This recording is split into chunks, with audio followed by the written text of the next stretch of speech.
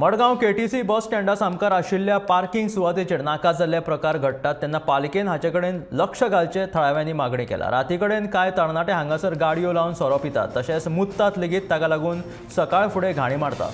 ह्या प्रकाराचेर आळाबंद हाडपा खातीर पालिकेन हांगासर लायटी घालच्यो अशें थळाव्यांचें म्हणणें आसा।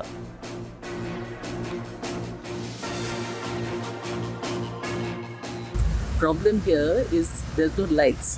There should be a light in the parking lot. Lots of people come and they fight over here. They also drink and they smoke. You can get the smell of smoking and also the sound of their drinking. Police, I have complained to the police also, but still sometimes they come and as soon as the police come, these people run away. Secondly, the lighting is very important because at least with the proper lights, the people will not stand and drink over here. And then the problem that they have their food, whatever they have, then they come and pass urine here. By morning, the whole place starts stinking.